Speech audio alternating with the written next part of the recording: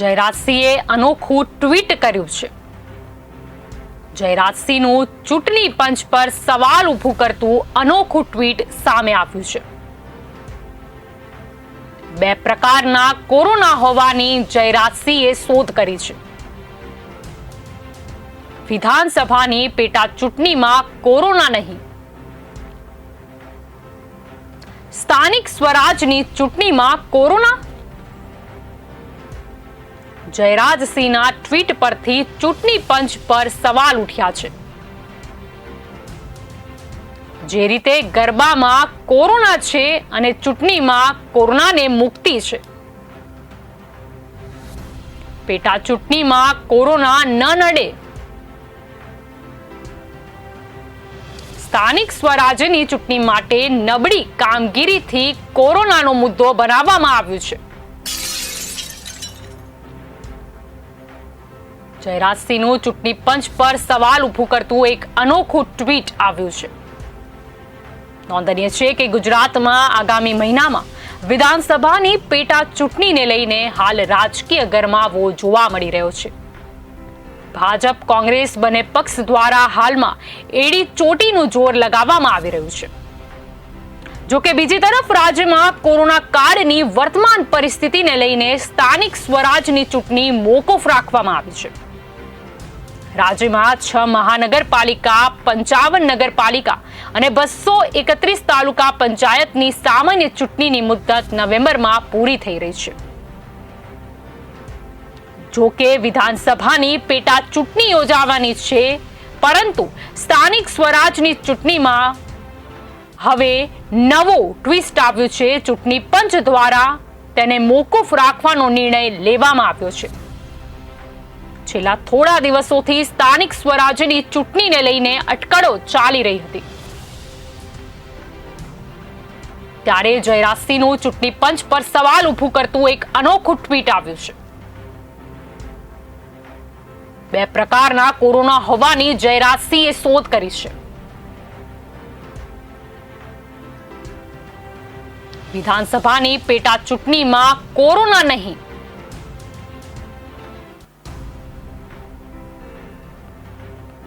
પરંતુ સ્થાનિક સ્વરાજની ચૂંટણીમાં કોરોના. જયરાજસિંહના ટ્વીટ પરથી ચૂંટણી પંચ પર મોટા સવાલ ઉઠ્યા છે. એક તરફ નવરાત્રીમાં ગરબાને છૂટ આપવામાં નથી આવી, કારણ કોરોના બતાડવામાં આવ્યો છે, પરંતુ પેટા ચૂંટણી માટે કોઈ કોરોના નડતો નથી. તો સ્થાનિક સ્વરાજ્યની ચૂંટણી માટેની નબળી કામગીરીથી હવે કોરોનાને મુદ્દો બનાવવામાં આવી રહ્યો છે. સ્થાનિક સ્વરાજ્યની ચૂંટણીને લઈને ઘણા સમયથી અટકળો ચાલી રહી હતી, પરંતુ હવે ચૂંટણી પંચ દ્વારા તેને મોકૂફ રાખવાનો નિર્ણય લેવામાં આવ્યો છે. એટલે કે વિધાનસભાની પેટા ચૂંટણીને મંજૂરી આપવામાં આવી છે, પરંતુ સ્થાનિક સ્વરાજની ચૂંટણી કોરોના મુદ્દે મોકૂફ રાખવામાં આવી છે.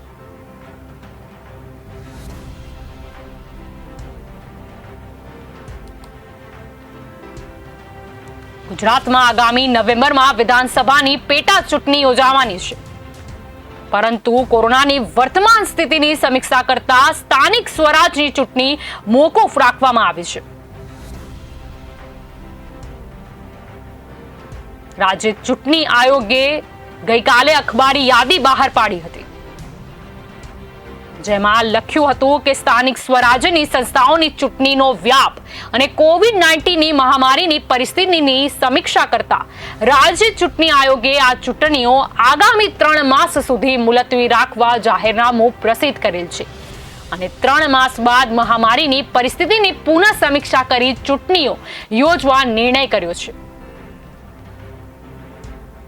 ત્યારબાદ જયરાજસિંહે એક અનોખું ટ્વીટ કર્યું છે અને પ્રશ્ન ઉભો કર્યો છે. વિધાનસભાની પેટા ચૂંટણીમાં કોરોના નથી,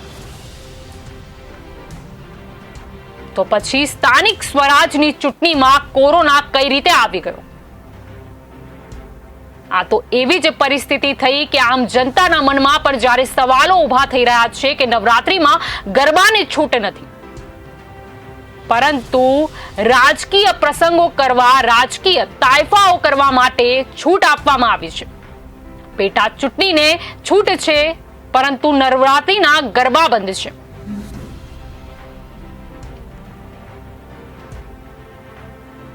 તો સ્થાનિક સ્વરાજ્યની ચૂંટણી માટે નબળી કામગીરીથી કોરોનાનો મુદ્દો બનાવ્યો તેવું કહેવામાં આવી રહ્યું છે.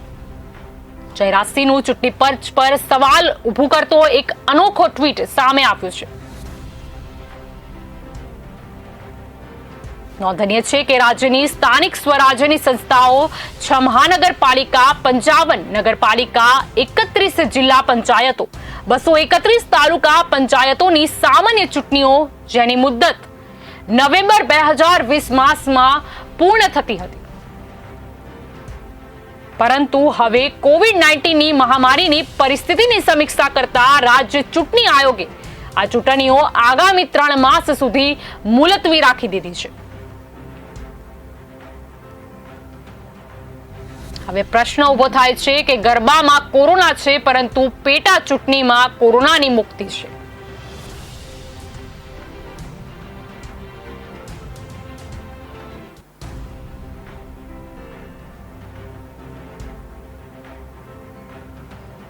સ્થાનિક સ્વરાજ્યની ચૂંટણીમાં કોરોના છે, પરંતુ પેટા ચૂંટણીમાં કોરોના નથી. તો જયરાજસિંહનું આ ટ્વીટ સામે આવ્યું છે. જયરાજસિંહે 2 પ્રકારના કોરોના હોવાની શોધ કરી છે. એક કે વિધાનસભાની પેટા ચૂંટણીમાં કોરોના નથી, અને બીજું કે સ્થાનિક સ્વરાજની ચૂંટણીમાં કોરોના છે.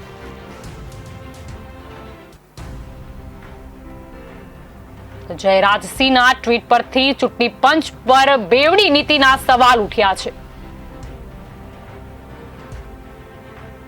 જે રીતે ગરબામાં કોરોના દેખાઈ રહ્યો છે, પરંતુ પેટા ચૂંટણીમાં કોરોનાની મુક્તિ છે.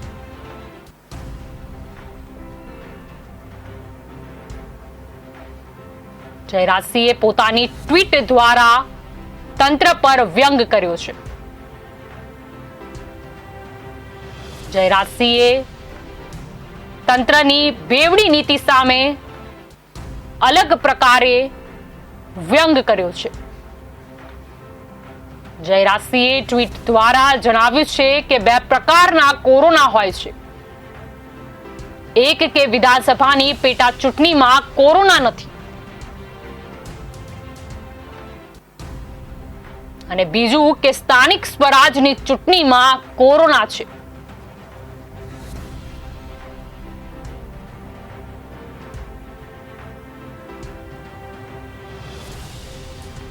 ગઈકાલે જ અખબારી યાદી બહાર પાડવામાં આવી હતી કે કોરોનાની વર્તમાન સ્થિતિની સમીક્ષા કરતા સ્થાનિક સ્વરાજની ચૂંટણી મોકૂફ રાખવામાં આવી છે.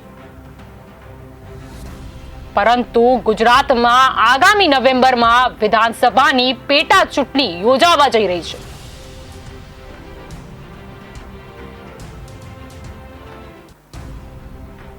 રાજ્યસભાની ચૂંટણી વખતે કોંગ્રેસના 8 ધારાસભ્યોએ રાજીનામા આપ્યા હતા, જેથી ખાલી પડેલી જગ્યા પર હવે આગામી નવેમ્બરમાં વિધાનસભાની પેટા ચૂંટણી યોજાવા જઈ રહી છે.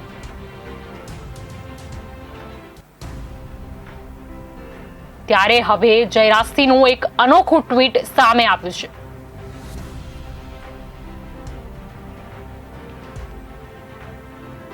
આ ટ્વીટ બાદ મોટા સવાલો ઉભા થઈ રહ્યા છે. જયરાજસિંહના ટ્વીટ પરથી ચૂંટણી પંચ પર મોટા સવાલો ઉઠ્યા છે. ગરબામાં કોરોના છે અને ચૂંટણીમાં કોરોનાને મુક્તિ છે.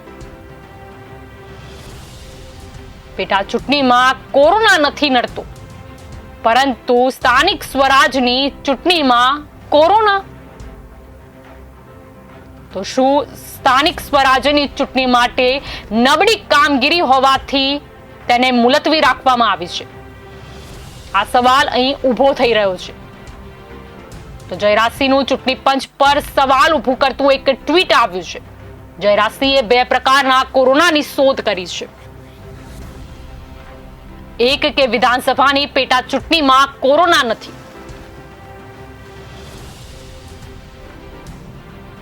બીજું કે સ્થાનિક સ્વરાજની ચૂંટણીમાં કોરોના.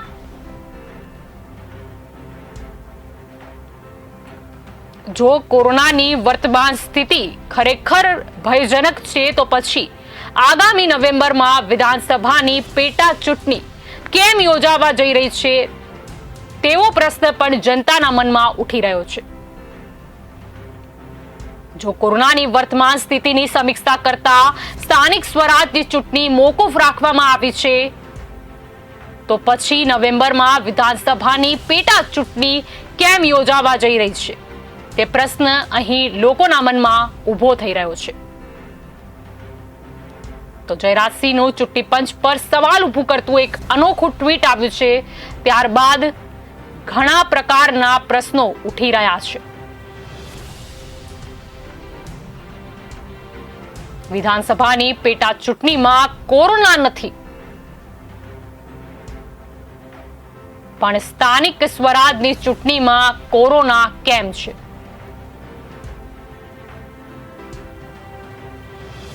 જયરાજસિંહના ટ્વીટ પરથી ચૂંટણી પંચ પર સવાલ ઉઠી રહ્યા છે.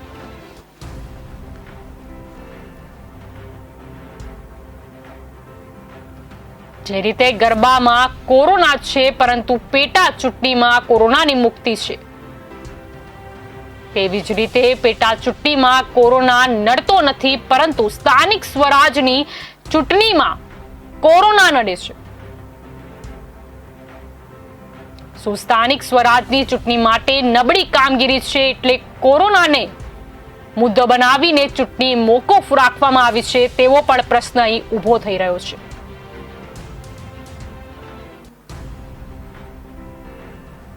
બે પ્રકારના કોરોના હોવાની જયરાજસિંહે શોધ કરી છે કે વિધાનસભાની પેટા ચૂંટણીમાં કોરોના નથી અને સ્થાનિક સ્વરાજની ચૂંટણીમાં કોરોના.